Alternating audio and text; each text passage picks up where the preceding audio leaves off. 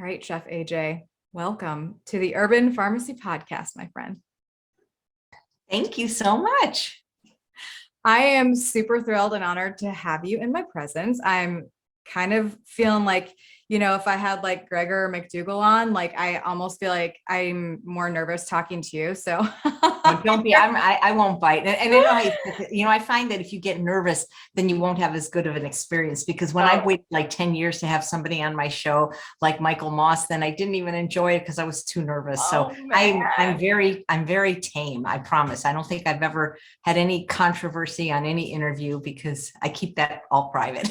Oh my gosh, you're so funny. Well, we're all human. That at the end of the day, that's the fact of the matter. But you're so funny and witty, and who knows where this conversation. Because I was just thinking of something, because one time I did get upset, and it wasn't at a person. Well, was it a person at my house, because the technology wasn't working, and I was actually yelling at somebody that wasn't my husband, and that got like on the thing, and I realized like that's not stuff you want to be, even if you feel that, like it's not a good idea to do in public. Yes. Oh my gosh. Okay. So, well, tis the entrepreneurship life, which we're going to talk about here in a minute, AJ.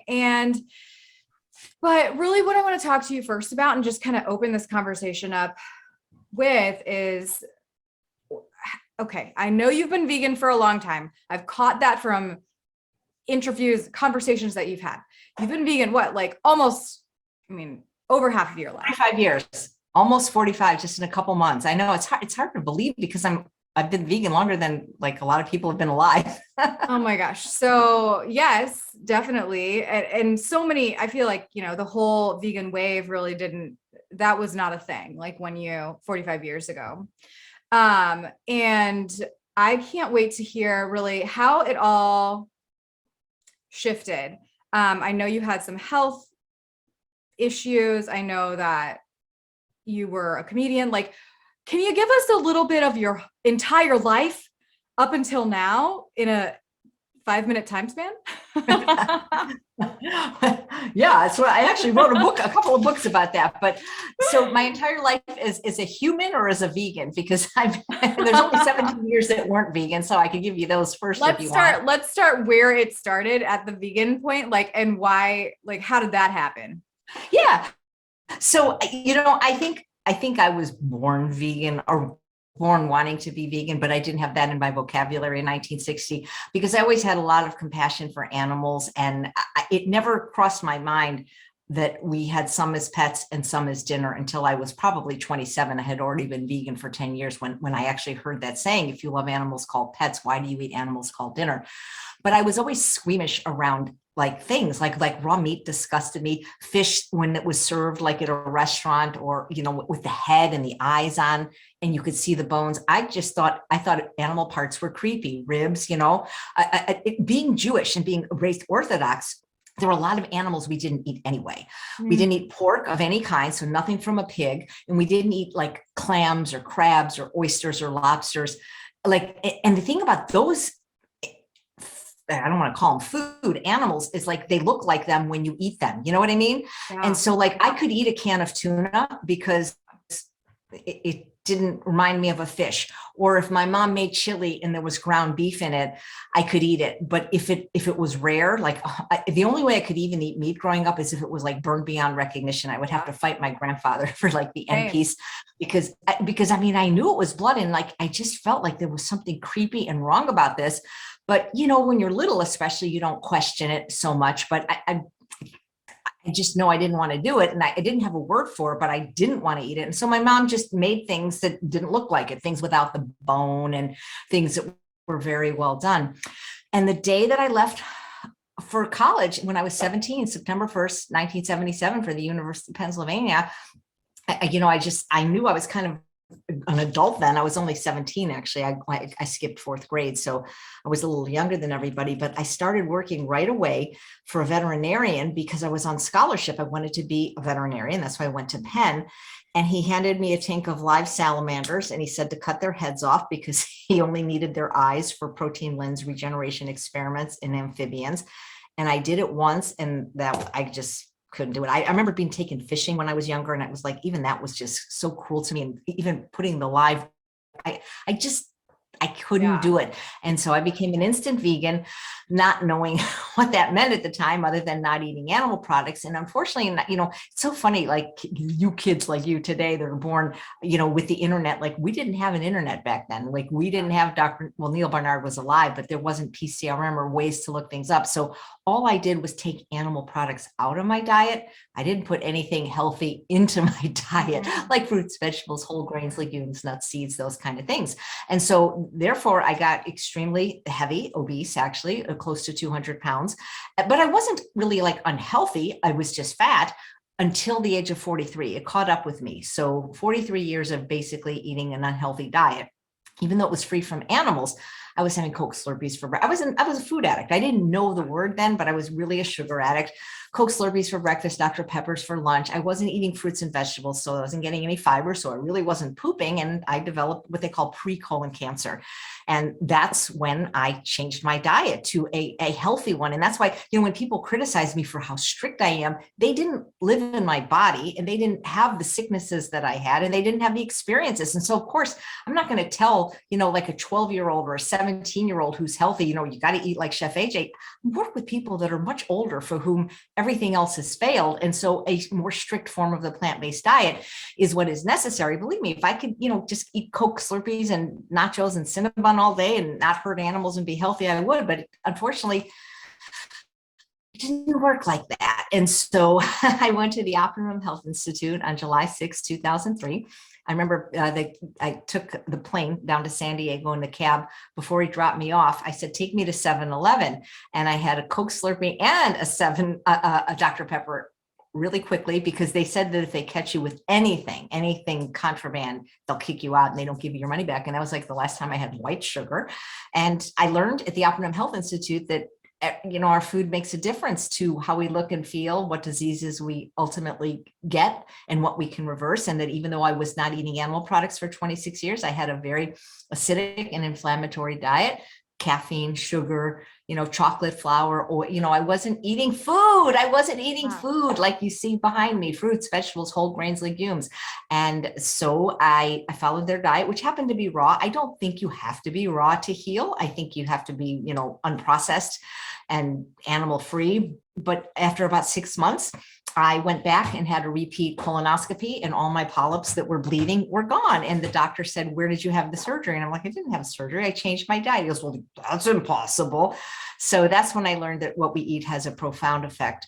Like Hippocrates said, let food be thy medicine. And so that's when I got into the healthy aspect of veganism, whereas before it was really just about ethics. And actually it still is about ethics, because even if it were to, if somebody said, if you don't eat meat, you're going to die. I'm like, okay, see ya. Because I'm not going to compromise my ethics for my health. But I was compromising my health for my ethics for a long time. I didn't need to be that way. I just didn't know about food addiction. And now I eat the way nature intended, and I'm healthier, and I haven't had a weight problem for 10 years now after being obese for 50 years. So it's a great system. Oh my gosh, it's so transformational. Can we talk about, and I never had a weight issue, but when you're talking about sugar and being a food addict, like I feel that so deep to my core. Like seriously, I look back at just even in my high school years, you're talking about, the Coke Slurpees.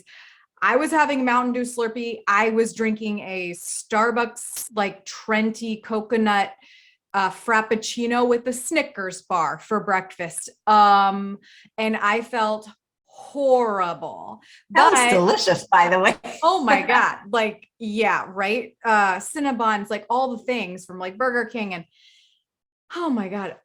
Yeah, I didn't realize how bad I felt until how I understand how good I can feel. And I think a lot of people are living this day and age, Chef AJ, like just addicted and not even knowing it. So can you talk about like, what are your tips for food addicts right now? Where do you think it's really coming from the sugar mostly, or do you think it's coming from the flour? Is it a combination of that salt, oil, sugar, like the pleasure trap? Like, tell us more a little about that. Well, yeah, the pleasure traps. What a fantastic concept that we've been introduced to by Dr. Lyle and Dr. Goldhammer in the book of the same name. I think everybody struggles with it. And the thing is some people genetically don't have weight problems, even eating the same crap that other people can try to eat in moderation. And so people think, oh, they must have such great willpower. No, it's genetics. If you expose enough people to this crap for long enough, they're probably going to have some issues. And while some people just won't get as overweight as obese, it's just not healthy food, but it's so readily available, easily affordable, socially acceptable. Like Dr. Frank Sabatino always says, food addiction is the only addiction you can just do out in public in front of everybody all the time. And it's considered normal, Oh, that's so interesting. Yeah. So true. Yeah. And I mean, life can change a lot when you just even take out animal products and the inflammatory dairy, which is where I started. I was, my epiphany was when I was eating ice cream with out of the Breyers box, pouring coffee on top of it. And I was convincing myself, this is what the Italians do. So I was literally telling myself that. Cartons of ice cream in the morning. No, not so good. Okay. So what do you think about the concept of the population by 2030, half of it being obese? Well, it's funny because I had Dr. McDougall on my show today, and he said that I think it's going to happen. Right now, only 25% of the population is of what would be considered a normal or healthy weight. So only 1 out of 4 people. And it's scary to think of the consequences of that, because, people they're getting these cards now that they can buy or just print online to their doctor saying, don't weigh me because you're shaming me. And I don't think people realize that there are consequences with having excess body weight that have nothing to do with how you look, but people don't want to hear the truth about that, Yeah. that it's linked to so many different cancers and it shortens life in so many different ways. And, I think we have to accept people and meet them as where they are and don't shame them or make them feel bad. But I don't think we can just say, hey, this is okay, because it's not. Right. It's not. Okay. So I have a lot of different questions I want to ask you. So just forgive me if I kind of bump around, but okay. When did you start your YouTube channel? When with this whole journey, is that where you started influencing people? Did your life shift so much because you started feeling good, or was it at, Port of wherever the places that you teach, where did it all start where you're influencing people to it wasn't like a calculated thing, because if I had known about YouTube sooner, I might have gotten into it sooner. I started my channel, I want to say 11 years ago now, but I wasn't I wouldn't consider myself an influencer or anything. I had this little kind of cooking show called The Chef and the Dietitian that I did with a plant-based dietitian named Juliana Hever. And I think we did 50 episodes, and maybe we did one a week or something like that. And then I think it was around I'm not so good with years, but it was a couple of years ago. It was when Facebook started doing something called Facebook Live, because we had Facebook, but we didn't always have the ability to go live. And I started going live because I'm better with numbers. That this week is 265 episodes of Weight Loss Wednesday. So if you do 265 weeks ago, whenever that was, 50, maybe it might be maybe 5 years now, I started going live every Wednesday, Weight Loss Wednesday, 1 hour live show that was on Facebook that I would then put on YouTube. But it wasn't a YouTube show, it was the other way around, and people could ask questions. And then I got a little bit tired of answering the same question over and over again. So I started doing it pre-recorded, shorter version, and recipes. But I never would consider myself a YouTuber, because I considered myself a speaker and an author, and I was going all over the place to give lectures at conferences or cruise ships or spas, that kind of thing.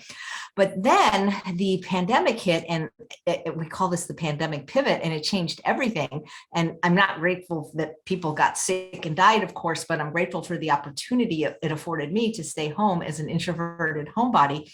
When our governor said we had to shelter in place, it was March 20th, 2022. It was 2 days before my 60th birthday. So everything was canceled, all my parties and all that stuff. And so I went to go live because I have a private Facebook community, and I am not very good with technology. And I started using this new format.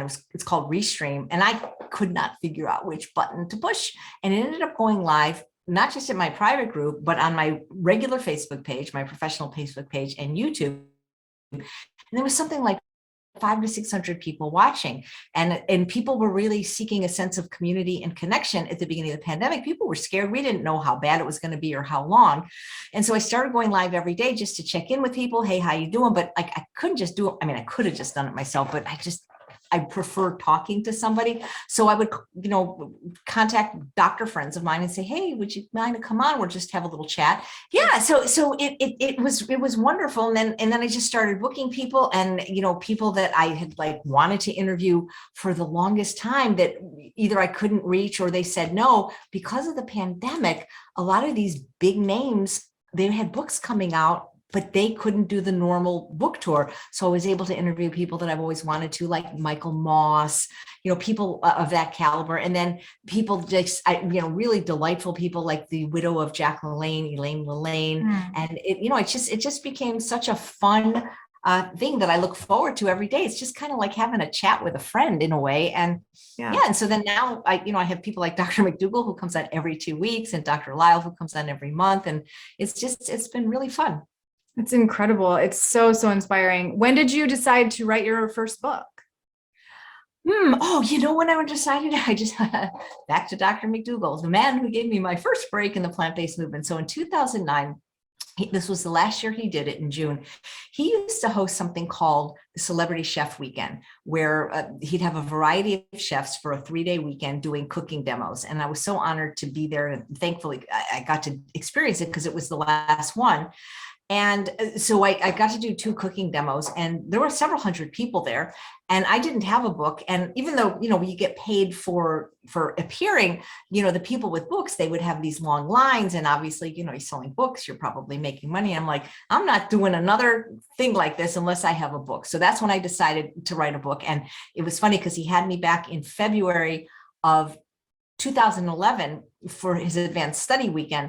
And I was like, this book has got to come out by this. And a lot of people bought it. So that was the thing. So I never really wanted to be a writer per se. And it's funny because when I was 17, right before I went to the University of Pennsylvania, my mom had a friend who was a psychic, and she had a reading. She goes, oh, you're not going to be a veterinarian. You're going to be a writer. And I'm like, you're crazy, Lucille. And I got really mad at her until a few years ago when I went to her funeral and said to her kids, I guess your mom actually had some powers after all.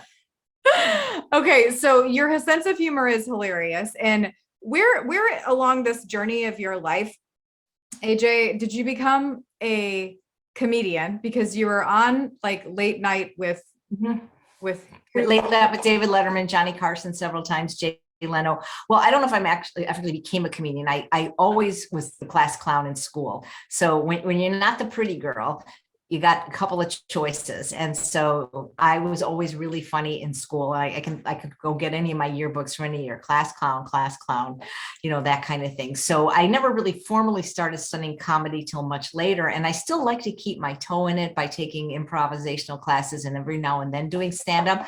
But I think humor is without humor, there's just, especially in this day and age, it's so important. So, but I do love, if I had known, I would have tried sooner. I wouldn't have gone. I did not really want to be a veterinarian because it's not, I love animals, but really I did want to be, like a comedian. But in my family, being raised Jewish, you had a choice. You didn't have a choice of what to be, just what specialty in medicine, basically. And I knew I couldn't be a human doctor.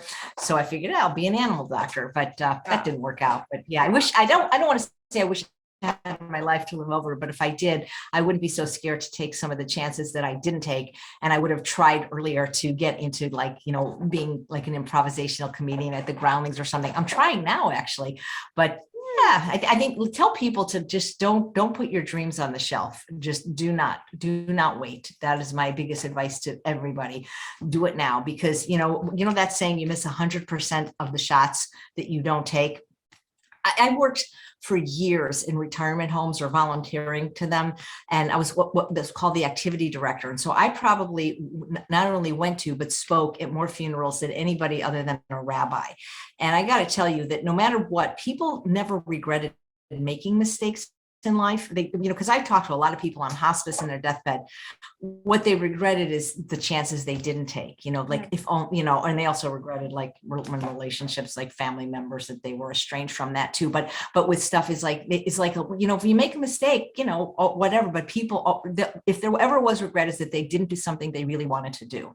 Yes, absolutely. Oh my gosh. So it's so true. And speaking of that, when did you become a chef? Because you're impacting people. Yeah. I don't even know if I'm a chef. If you ask a real chef like Ramses Bravo or Eric Lechasseur, they would not consider me a chef, even though there's a word chef in my name. And I did go to culinary school because I'm not a chefy chef. I eat so simply and it's ridiculous. I will microwave frozen rice and microwave broccoli and say, this is delicious.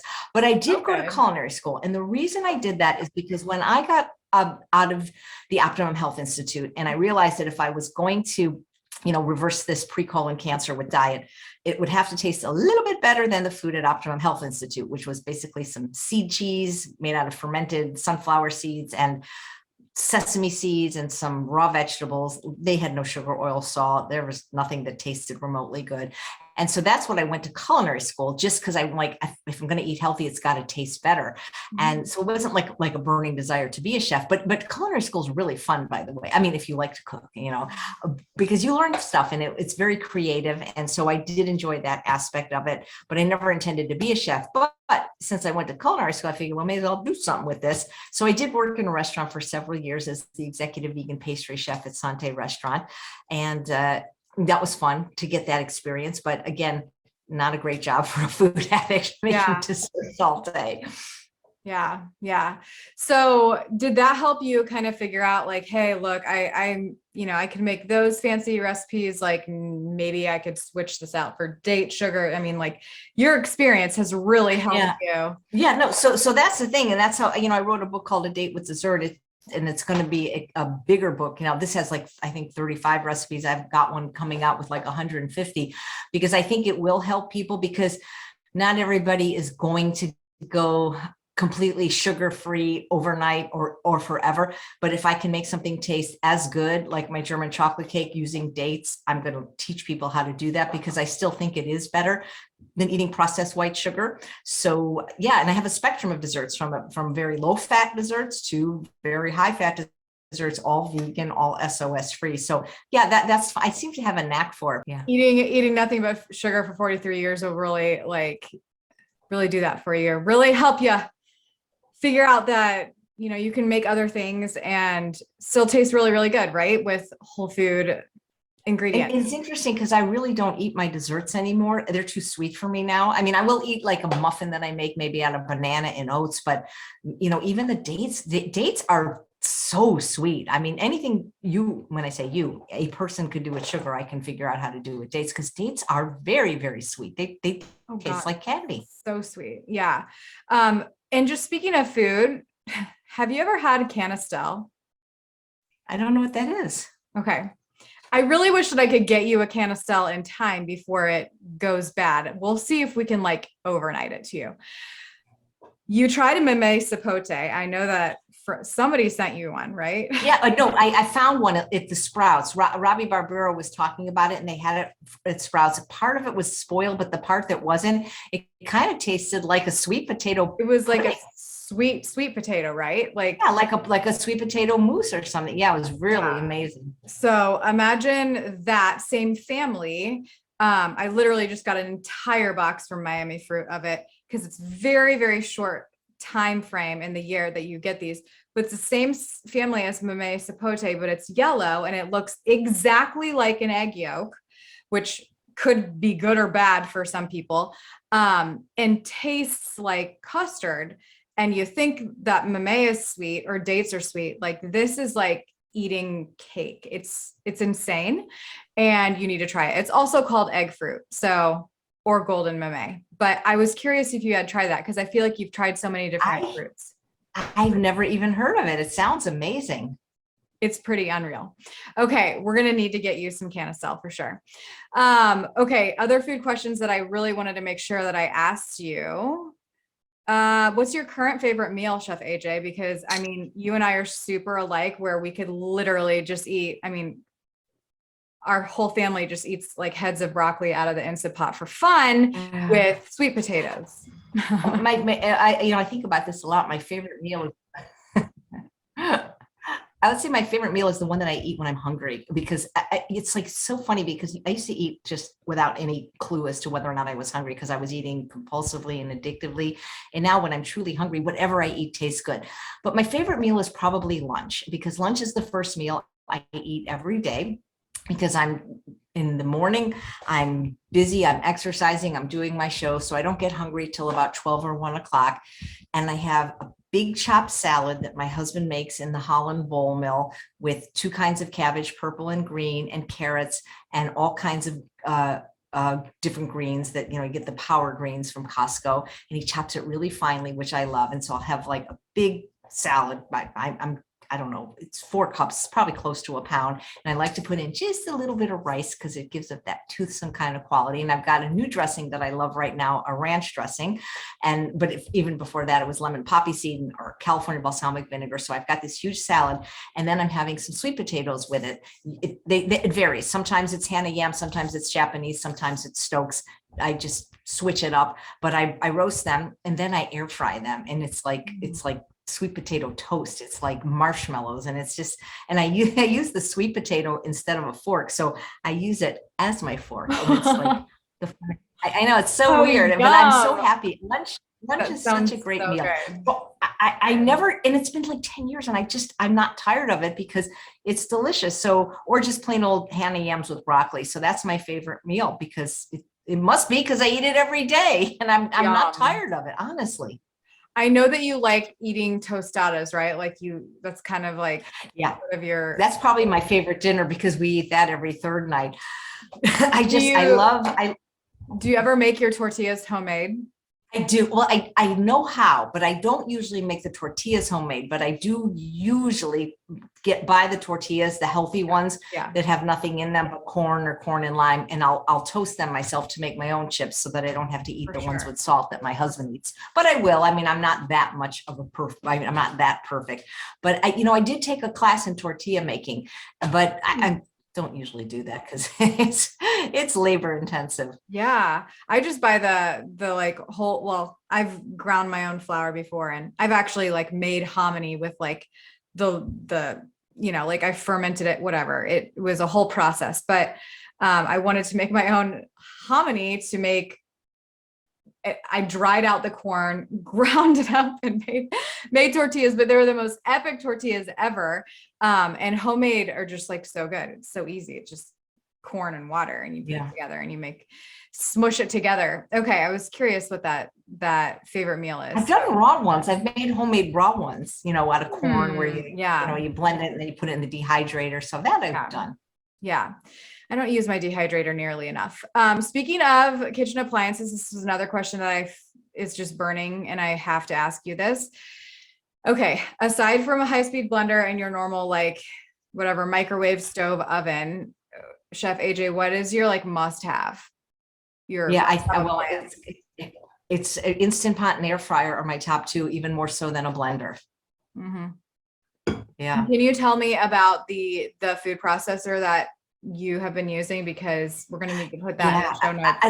I do like the Nutrimilk, because I don't always use it in demos, because I don't want people to feel bad, because not everybody's going to get it, but it's so much more powerful than even my Cuisinart. So like when I'm making a pie crust or something, instead of taking like 5 minutes going around, it takes like a minute and a half.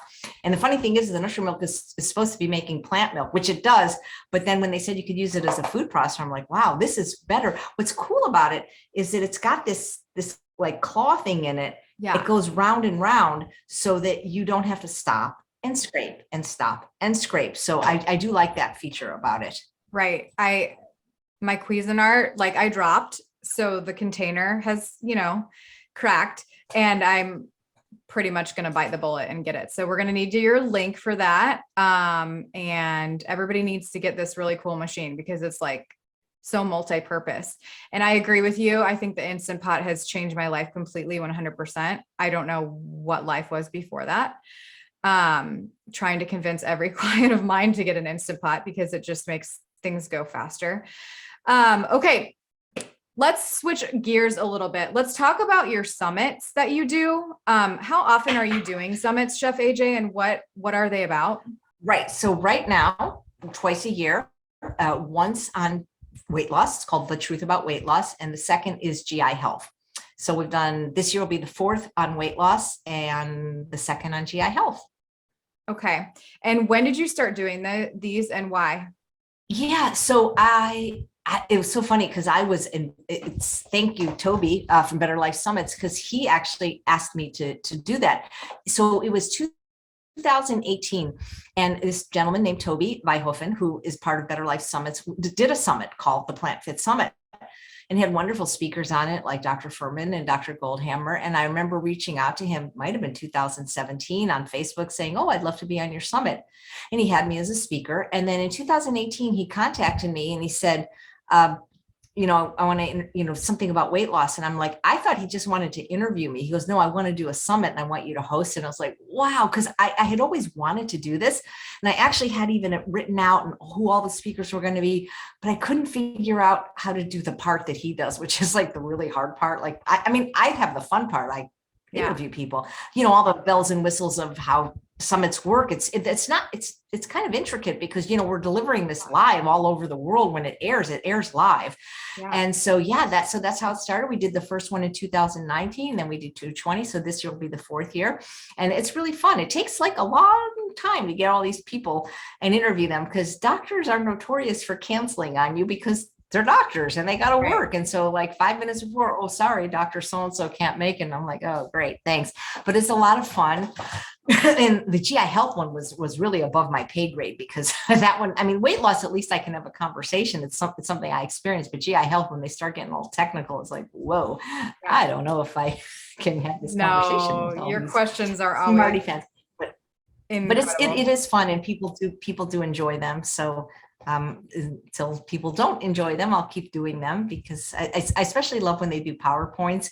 Not every doctor wants to do it, but I love it, because then I could just be looking there and then like taking notes and thinking of questions to ask them. So, but now that I've done close to, almost 900 episodes of Chef AJ Live, I'm pretty good at not having dead airspace. So if I'm interviewing somebody that does, and I'm good at like trying to figure out something to say during that time. And I do try to prepare. If the person I'm interviewing does have a book, I always read it before the interview, or just, I search like on podcast or YouTube just to try to get to know them a little bit before I'm meeting them on the show.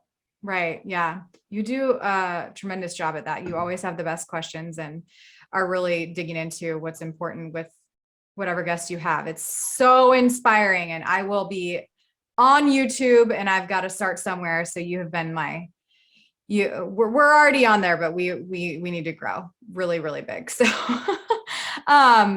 okay. Chef AJ, let's talk a little bit about this bundle and like entrepreneurship. So we've got a bundle. Like, where did you hear about your first bundle? And when, were you a consumer of a bundle, or were you somebody that wanted to it's funny because just like with summits, I sometimes feel like I'm always late to the party, because I have these ideas. They may be somebody else's ideas, but I try to fit them into my niche, but I never know how to do the back end or the tech part, without which it doesn't happen. So I would say I've been involved with bundles, I want to say at least since 2015, 2016. And the one that I was involved with every year was from Matt Frazier, No Meat Athlete. He would do this tremendous bundle. I believe it was Black Friday. It would only be available for a few days. And he would have, people contribute these things, and you would get thousands and thousands of dollars worth of products for, I believe his bundle sold for $97. And, and they seem to do very well for everyone, because people like a good deal, whether it's Black Friday or not. And so we did that for many years, and he didn't do it this year for some reason, or last year. But then what was really interesting is I was asked last year by this lovely man who's a raw foodist named Chris Kendall to be part of his raw food bundle. And I said, I think you have the wrong person. I'm not raw. My audience is not raw, and I have nothing to give you, because all the raw recipes I have are high fat and I know you're low fat. And he's like, well, please. And like, I kept saying no. And this is the other thing, just say yes to everything. I mean, not anything dangerous, but he just kept saying, well, come on, can you give us something? And I'm like, no, I don't have anything. I don't have time to write an ebook. I said, but we did produce 19 conferences. So we have some exclusive video that we haven't, that's not out there anywhere. So we, and it was fine. He was aligned with it. And I just couldn't believe how they were so interested, because even people that are not raw can still benefit from eating raw food, because it was so beautifully done, the bundle, because in this particular bundle, people were creating content just for the bundle. So these could be people, they could have big lists or small lists, or be influencers or people you might not have heard of, but they really created, when I got it, because when you contribute to a bundle, you get the bundle for free. And the bundle wasn't that expensive. It was $49 for like, $4,000 worth of stuff bought separately. And, like over 100 pieces of content, books or courses. And there was like a course in there that was like $2,000. I'm like, this can't be. And I took it. It was Ted Carr's business course. And I'm like, I could see why people can't resist bundles. And I remember looking at the books, and I'm like, there was a book by Lissa from Raw Food Romance that it was like $80 on Amazon, but here it was the ebook. And I'm like, this is a beautiful book. So it just, they're an incredible value. And again, like when you're paying that, even if, Louise Hay used to say, even if you only get 2 sentences out of something, it's worth it. And my feeling is like, people don't complain about bundles. Like they're not trying to return them because, like they are other products, because how can you complain about 100 different courses and ebooks? Right, yeah, I mean, that's not possible. Right. And so we did it. And then 6 months later, they asked me to do it again. I'm like, come on, no. And I can't, and he's like, please. And so and people still were interested, because one of the things that they did differently than a lot of other bundles is they only would take new material for each bundle. Like, you could go to different bundles with the same thing. And so I started thinking that, if my audience is that interested in something that's not something they really think about, maybe they do. I mean, people do want to try to include more raw food. I said, what if I could create a bundle that was in each bundle that was something that I'm really passionate about, which is not just veganism and whole food plant-based eating, but something that's more weight loss friendly towards the beginning of the year, that's low in fat, that's oil free. And I didn't expect that all these people would be wanting to join. I would have been happy. I thought it would, be kind of like a small thing, a niche thing, but it was like one of those things like that shampoo commercial and so on and so on. People kept telling their friends, and people wanted to join.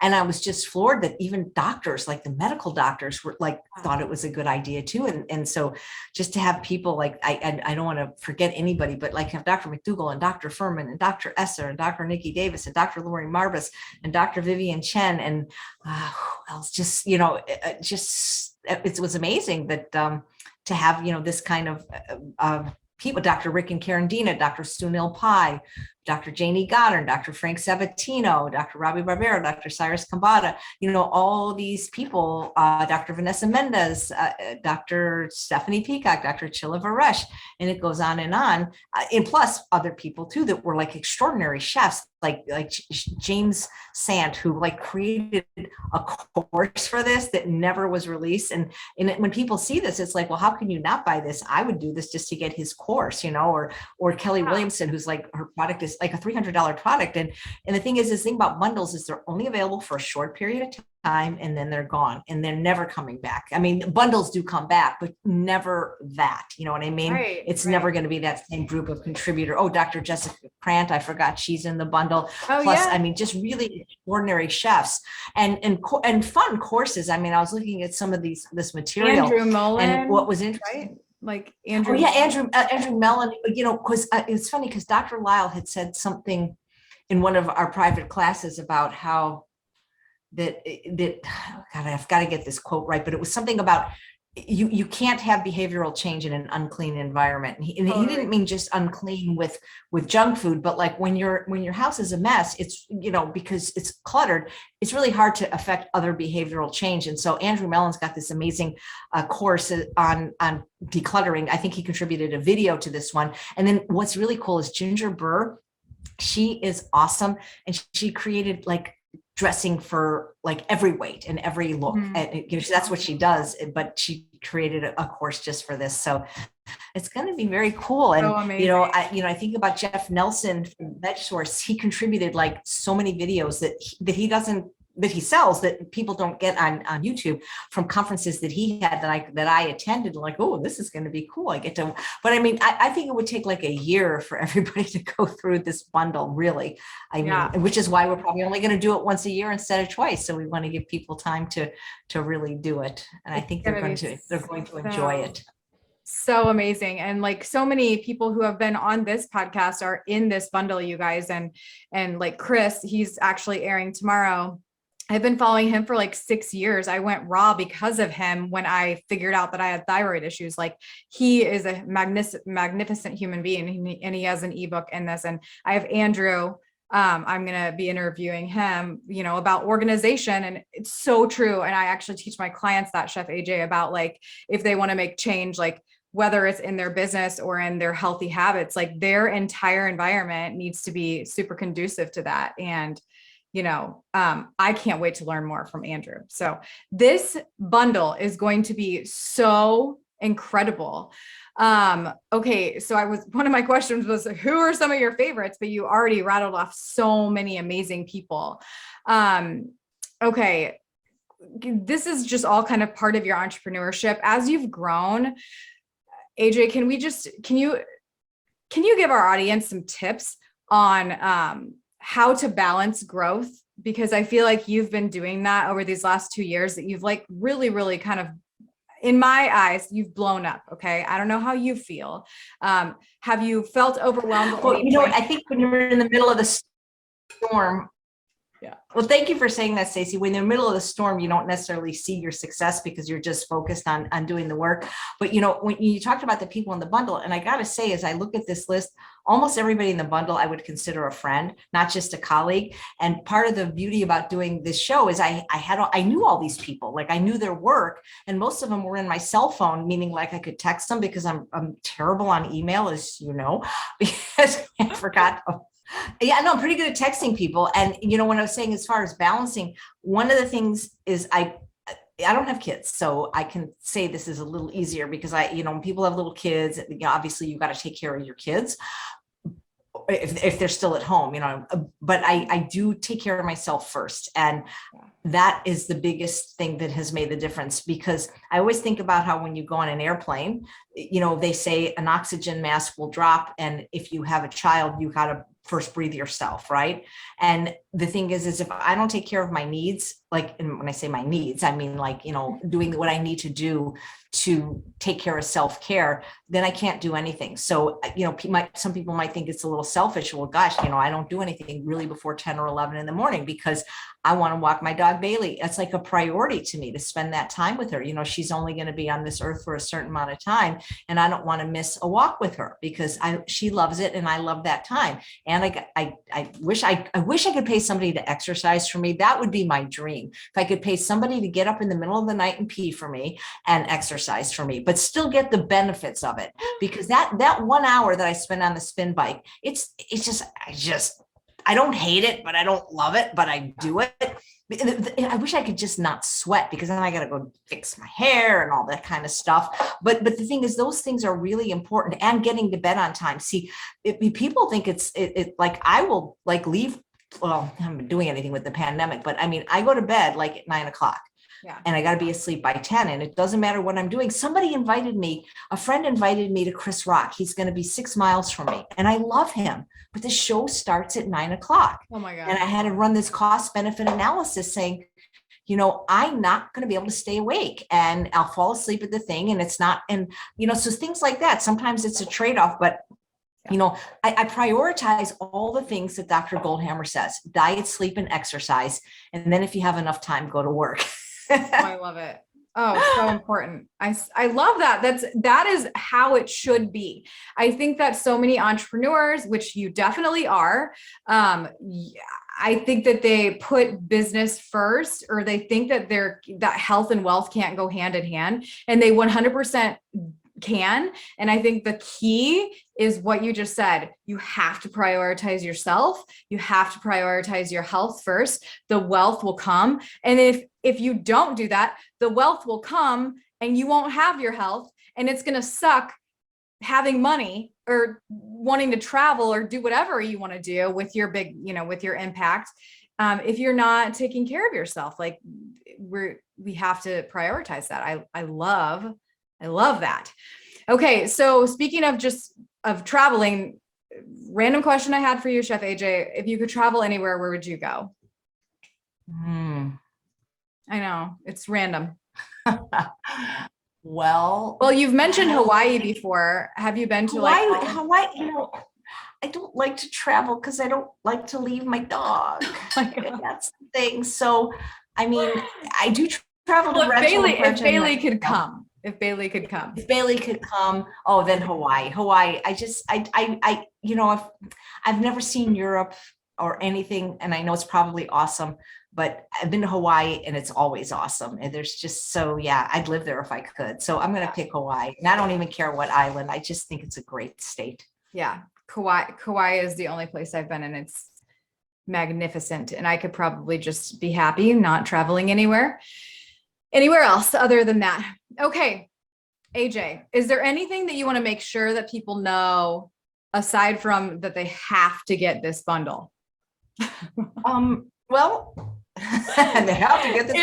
They have to get this bundle because it's going to be potentially life-changing for them. Well, yeah, I mean, like Sarah Levite created a course about emotional eating. I mean, I think there's something for everybody in this bundle. The vegan gym people created fitness. I mean, there's something for everybody, and there really is. And even if somebody, we called it the ultimate weight loss bundle, but the truth is even if you didn't need to lose weight, there's a meal planner tool from Shoshana Chime. There's enough in there that it's going to make everybody happy. And the thing is even if you don't need to lose weight, these are great recipes, right? You're still going to want to eat these recipes, I would think, for sure.